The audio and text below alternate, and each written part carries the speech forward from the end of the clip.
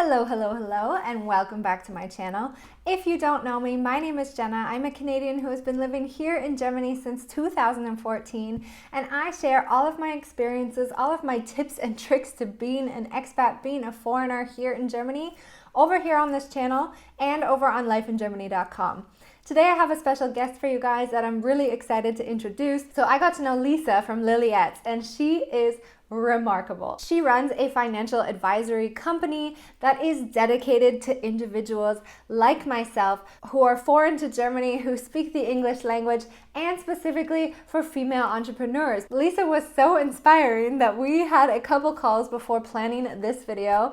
A little disclaimer here, guys, I have never had a financial advisor, and I've been trying for years to kind of figure out the whole system, figure out investing, figure out purchasing a house. I mean, you guys have lived it with me over here on YouTube, but when I met Lisa, I was just sold. Like, I was like, can you please just like take my life and organize my entire life for me? Thank you. So without further ado, I am very happy to introduce you to Lisa from Liliette's.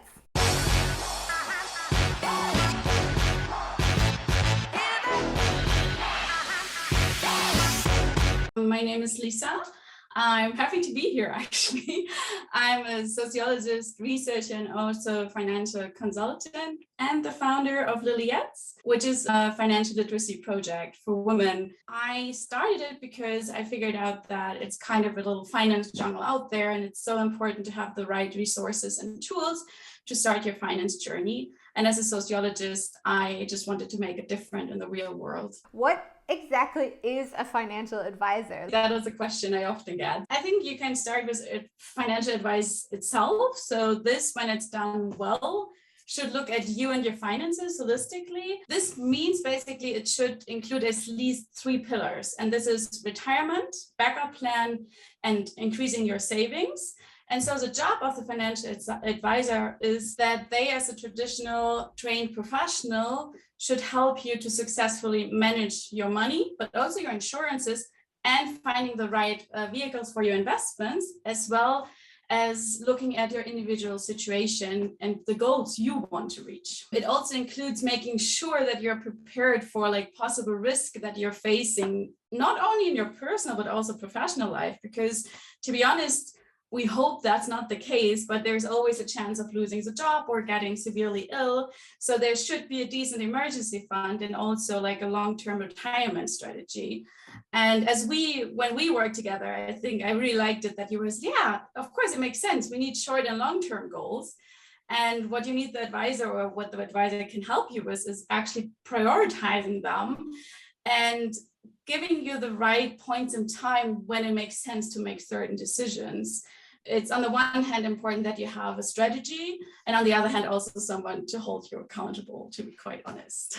I also think that this is a great way to look at it, and that's kind of what also sold me, is because I never really saw it as 3 different pillars, and I think that's such an interesting way to look at it, and it allowed me to kind of better understand my own finances and my own life, and that finances isn't just about making money, but also having, you know, a plan in place. You asked me questions when we were doing my own finances that I didn't even realize, like I had never even thought of. It's amazing to know that somebody's out there that you can get the support when you need to, but I didn't even know I needed one. Like how do you spot like a good financial advisor, and does it like what would the costs associated be? Well, that is a good question. So I think there are certain prerequisites for a professional financial advisor, that she is not bound to like products from only one firm, but can choose from a variety, also in terms of the offers, but also companies that offer them, whether that is insurance companies, banks, or even asset managers.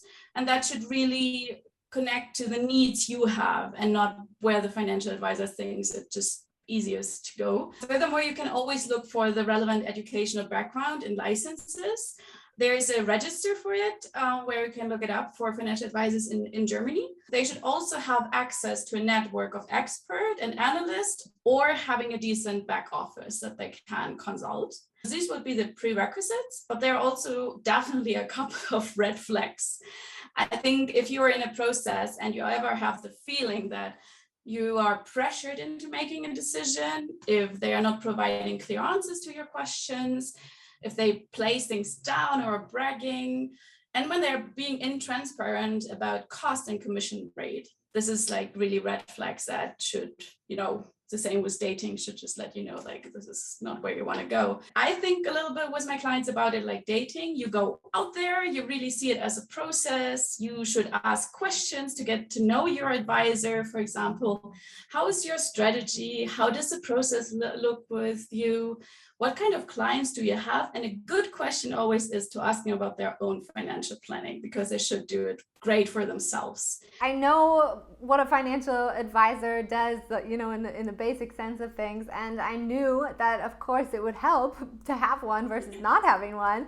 But then I almost kind of just like assumed it was too much. It was too expensive for me. I wouldn't be able to afford it.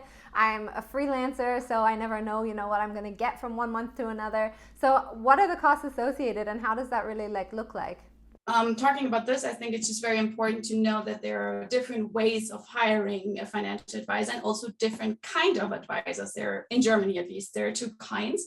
And in Germany, the majority of advisors does work on a commission basis, and that is regardless of how and where you are employed. So commission basically means that you're paid indirectly through a percentage of the product that the client buys. In other countries, there are more so-called Honorarberater.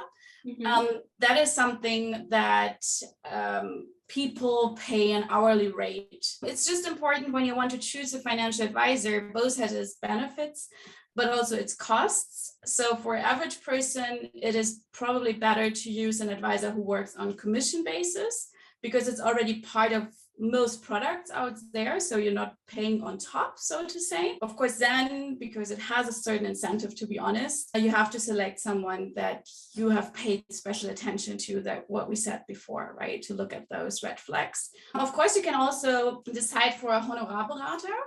However, the hourly rates for a professional advisor here who is not paid through commission start at around 100 euros and more. I just want to say here, like, as a disclaimer, we, as our team works on commission, we might be biased. So just making it clear that both have its benefits and costs for sure. Yeah, but I also think that, like, as I mentioned, I think it's so important to have a trusting relationship between one another, because you also mentioned, in our call, you were like, yeah, we make commission, but I'll also tell you like how much commission we make, and having this kind of like open line of communication is something that I think I would definitely look out for when picking a financial advisor.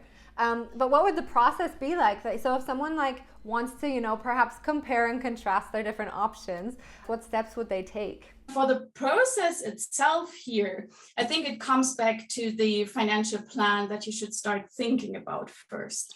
Then, as I said before, see it as dating.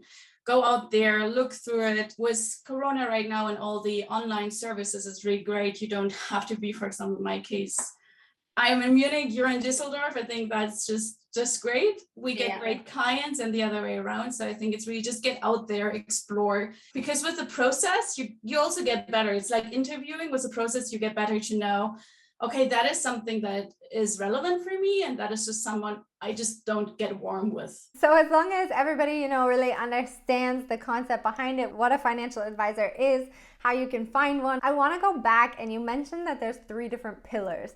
And I think that, like I said, was the most interesting thing for me when we had our call about my personal finances, was to understand these 3 different topics. So I wrote them down. You mentioned retirement, you mentioned having a backup plan, and you mentioned looking towards wealth, like gaining more financial stability in the future.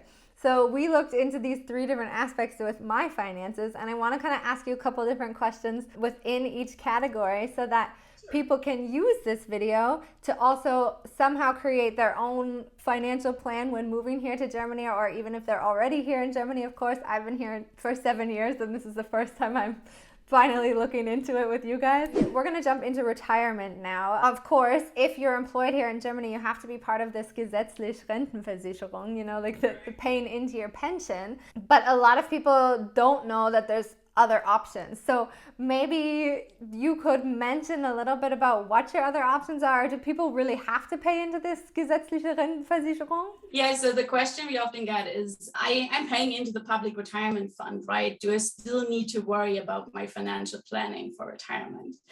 And Unfortunately, the answer is probably yes. Because if you look at the public retirement system in Germany, you will encounter one typical German word that is called umlagefinanziert.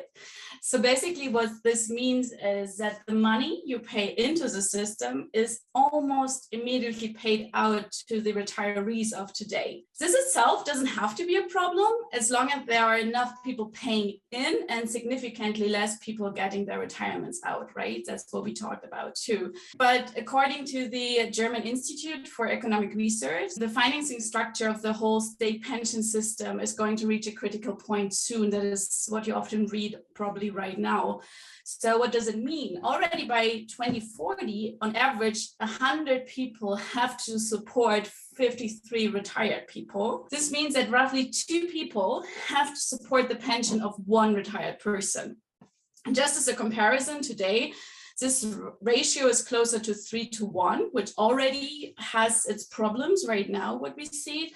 And looking at the demographics in Germany, unfortunately, the ratio is not getting better in the near future. So the whole system is going to be a little bit thrown off balance for amount of time. And that means for you that your potential state retirement sum is less than you expected maybe to be. Coming back to the first part of your question, there are also good news. So there are different options in order to back up your retirement that work differently. So not umlagefinanziert, meaning you pay into something and this belongs to you, not paying for someone else.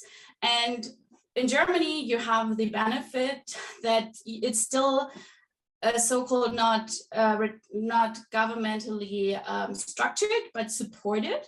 And that means that it has certain tax benefits.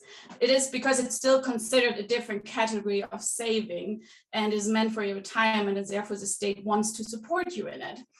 The only thing that is problematic about it is that there are so many products out there and so many options, and it's not something that's mandatory. So it's not something you're used to look out for it, to pay into. So it's really something that has to be sought out actively, and you have to decide for a product and have a good advice here which fits your needs. And that's what you guys also helped me with. I mean, I didn't even think about putting money elsewhere, into my retirement, or having the base not be enough. And for freelancers like myself, some people still choose to pay into this gesetzliche Rentenversicherung, but there's also other options, and that's something that I didn't really know about, because I knew that you could invest your money, but I didn't know that you could choose to invest your money into a retirement portfolio. That's something that I found really interesting. So I might have just answered the question for you, but where would you put, where's the best place to then put additional money aside for retirement, whether you're a freelancer or whether you're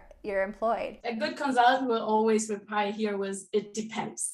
To give the right advice, there is a lot to think about. What we said before, you need to really know the client, their goals, their financial situation, and their family plans. In general, to give you at least an answer, one can say that due to the current negative interest rates, which means that you're even losing money by leaving it in the bank, even before inflation, you have to invest in so-called real assets. So that is quite different to when you talk to your parents, for example. In their time, they had a little bit easier, even though I think they don't want to hear that. At least they got some returns for saving it on traditional bank accounts. I'm sure you heard about the Tages or Festgeld. So at least the money got a little bit more. That is not the case right now.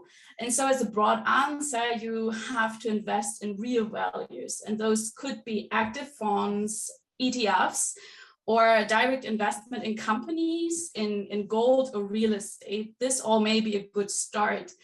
In general, most likely, as we talked, a diversified mixture of all of them is very efficient, so that you do not belong on one category. And always adding a good retirement product, as we said, due to the tax benefit, can also make sense. AKA, just get a financial advisor, guys. Well, if you want to do the research, I'm sure you can do it. It's so much research. That's the thing. It's so easy for you, this is what you do on a daily basis, but for everybody else, I think it just makes sense, I think that's enough about retirement. Let's jump into having a backup plan. I guess my only question here would be, What is a backup plan? Like, what do you suggest to your clients when you get clients to create some sort of backup plan? When you guys talked to me about this, I was just like, deer in the headlights. What are you talking about? I have no backup plan. Yeah, well, as a backup plan, we said that are different categories as well. So backup plan means you're back up for retirement. That's what we talked about before. You're backed up for typical things that can happen. So you just have to be honest to yourself. You have to think about, do I need something if I lose my job, if I don't have any passive income yet, for example, or what kind of person am I? How much security do I need that I can stay at home when I get ill for some time? This again depends on the specific needs and also the kind of person you are, how much security you would like. So this is really something, as we say, it can be compared again a little bit like a health insurance. Those are insurances you hope you will never need, right? It's just there so that you're calm. And so this really depends what you want to have. In Germany, for expatriates in generally, they are so-called must-haves. We definitely would advise you to get. That is a private liability insurance, meaning insuring you if you hurt someone, of course, not an accident, but they are like landing in hospital and they're not able to work anymore. Car and health insurance, of course, and some kind of personal income insurance, as long as you're not completely financially independent yet. And just having worked with a couple of expatriates right now in Munich, I think we also now advise on having a legal protection insurance, just to make added sense to not fear any legal problems in Germany, as you might not be that familiar. Yeah, I mean, for me, I know you were mentioning like you have to really like your financial advisor because you do talk about, personal things. That's something I did not think about at all. And then you were like, okay, Jenna, like, do you want to have more kids in the future? Like, AKA when? Like next year or 2 years? And I was just like, I haven't even told my mom yet, that I want to have another kid. And so, and like other things, that you don't look, or I don't look at a daily basis. You were like asking me about my family, like other conditions that my family might have. Did anybody have depression or anxiety or Alzheimer's or something? And then you were able to kind of like pick and choose all of this and then go back into all of those insurances. Like I mentioned, I had no idea even existed besides, like the common liability, health insurance, car insurance, whatnot. But there's even more, there's even more, guys. And I thought that was super, super interesting because you looked deeper into creating this backup plan for me than I had ever even realized was possible. A very good example is an accident insurance, right? Insuring you if you're not able to work or stay at home for some time because you have an accident. So that is, if you look at the statistics, not very often the case, right? However, if I have someone sitting in front of me, that was just a case recently, who said she's doing free climbing, she's doing skating through cities, she's doing extreme sports, and I was just sitting there. Okay, we had talked about all those insurances you already had, which you didn't do with us yet. I was like, let's definitely cancel one of those if you don't want to put more money in and get you an accident insurance. Having someone free climbing, it's just like where I was like, we want an accident insurance, I guess. And she was like, yeah, that makes sense. So I really think it's a very personal thing, and you really have to be from both sides honest and say, okay, what are the priorities for your life? And as you said, also with health insurance or backing you up for your jobs, it's really important to look at the family history too, because if there's just a higher probability for psychological problems, which is on the rise anyways, then you want to get insured way ahead so that it's not getting more expensive in the longer way where you already have a case. It's a very personal topic. Right? Let's jump in then to the third pillar, which was wealth. What people associate usually with a financial advisor is, okay, well, how can I manage my money? How can I make more money? And so the third pillar, of course, for many might be the most interesting. What would you recommend then for English speakers living in Germany? How can they create their own sort of wealth plan here in Germany? What would you recommend? So again, I think that is quite of a big question. But I think a must-have is sitting down, having the right strategy. Then we call it, you have to have a smart strategy, not only being that it's clever, but it's an abbreviation for S. It should be specific, M for measurable, A for achievable, and A for reasonable, and T for time bound. So as mentioned before, you can do it on your own when you have the expertise. However, doing it as an expert in Germany makes it probably even more complicated, because when you've lived here for some time, you have noticed we have special laws when it comes to taxes, bureaucracy, and having someone to guide you through can be very helpful. I would say you start first with yourself, think about your goals and the access your current situation is, and then get an English speaking advisor that helps you achieve those goals. And as we said before, as a traditional model you have where you just put money in the bank does not work anymore, you really have to dive deeper into different options, whether that is, as we said, shares of a company, whether it is that you build your own assets or you want to invest into real estate. All those things are really things you have to think about, because money, as we said, the dollar today is worth more than a dollar tomorrow. And so, because then you want to have something, for example, as real estate, where it keeps its value, right? But those things, to be honest, are much more complicated. And that is the reason why people do not start. Mm-hmm. And I totally get it. It feels like very overwhelming. It feels like bigger decisions. However, I think that is a general misconception with investing in the markets, because it doesn't really matter how much you put in. It certainly helps, of course, but it really is important that you get into the habit of using the market and how to invest in companies, and then also understanding that you have to do it in a diversified way, and that there are different options that are not as risky as people often assume they are. You just need to know where the risk is, how you can level it out, and what you are able to handle. And I think basic investing is a lot easier nowadays than I think people might realize. For example, with ETFs, like I didn't even know until a couple of years ago what an ETF was. And then I was so scared even just to invest in an ETF until I actually sat down with you guys and talked about it. And then just for fun now, I invest, a small portion of my money into ETFs via my bank. And then everything bigger, it was really awesome to be able to sit with you and talk about this. And then there were things that I had never even thought of. You're able to go through, my finances and be like, okay, well, you own a house now, but if you want to move into that house, then it's not going to be an investment property anymore. So in that case, why don't we look at taking this money and perhaps buy another smaller apartment, somewhere else where it's more affordable or whatever. And I never even thought about investing in a property that's not even in Düsseldorf, for example. I don't mean this in a sexist way, but I just mean as a woman here in Germany, I find that it's not all that often where you have an individual woman. I mean, I know I have my husband, but this is something I would do, with my income that I make in order to create more wealth for myself. But looking at that was just, it was never even in my mind. And I think that's really a shame, but having you guys really kind of helped me realize my potential, that I have more potential than I might realize. And as I said, that's why I founded Lilliette's as well, right? I had the idea that there is knowledge out there and there's good knowledge out there. And I wanted to have people to have the access to it and to start, when they don't feel comfortable was starting with investing, because I feel they lack the confidence, but also the knowledge, which is especially true, which the research shows for women.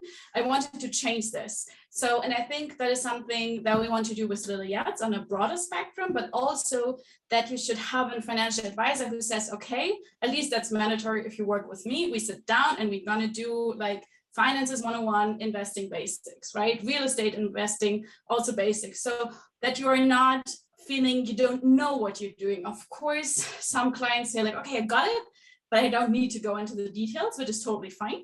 But I want you to have an idea how this process works and how to structure your finances outside of the traditional bank system. So I think the biggest question for a lot of people when they move here to Germany is that, it took me 7 years to really figure this all out, and to kind of settle down and realize, okay, I'm here for the long run. But what if people actually plan on leaving Germany? Is all of this relevant for them? Is this something that they can still look at? What would they do? Definitely. I think that is the reason why it's important that you and your financial advisor are working well together and know each other, especially when you're not sure whether you will stay in Germany, which is often the case for expats. You need a good strategy. So a strategy that fits you as an individual and should be as flexible as your life. I think we use this imagery with you, like that financial advice is more of a process. So you can imagine it like standing on a green meadow and you can choose where you want to go. I think you remember that one. It's still cheesy, but it works. So with every step you take, you're going closer to your goals. So in one direction. At the beginning, you can easily adjust, like going left or right. But after like a while, changing directions will come with some negative effects, right? If you're not sure yet in which direction you want to go, you can simply take baby steps, right? So your strategy should be both solid so that you start the process and get ahead and still being flexible enough to adapt to changes. And with the advisor, there are different things you can discuss. Like there, as we said, with retirement, there would be different products that are able to be more flexible. So that would be definitely something I would advise to have just an honest talk and just say, hey, I don't know if we're going to be here in 20 years, which makes total sense. And then we can design something for you that when you want to change, it doesn't have negative effects or if really small ones. That's good to know. I think in all aspects of finances, there's some that, you lock yourself into a bit longer, but I mean, of course, you would know better than me, but that there's also some insurances that can be canceled day to day, and then there's others, that you can't cancel for a while. So that would be definitely good help to have. If someone, well, I should probably say first, this is by no means a sponsored video. Lisa is my financial advisor, and I love all the advice you give to me, and I love our talks. But in the case that somebody wants to reach out to you, is that okay if we include your information down below? And are you able to offer any sort of consultation for them ahead of time before they make any final decisions? Feel free to reach out to me or my team. You can always visit our Instagram, which is Liliats. If you want to get to know more about us, how we work, and whether we are a match, which I think, as we said, is very important as it's very personal, you can always schedule, as Jenna has done before, like a date in form of a virtual or in-person coffee call, depending on where you're based. So yes, definitely feel free to reach out, and we try our best to support anyone reaching out for sure. Thank you so much. And Lisa also started a podcast recently called Finance Friday, which is really, really cool. She's actually German, but she does it in English, so you can check that out as well. But thank you so much for being on the call today, Lisa. Thank you for having me. It was really a pleasure. And I hope to get even more exciting questions from you and your community. It really helps also to even make our service better. And that's a wrap. If you guys have any questions for Lisa or myself, feel free to ask them down below. Otherwise, wie immer, vielen, vielen lieben Dank und bis später.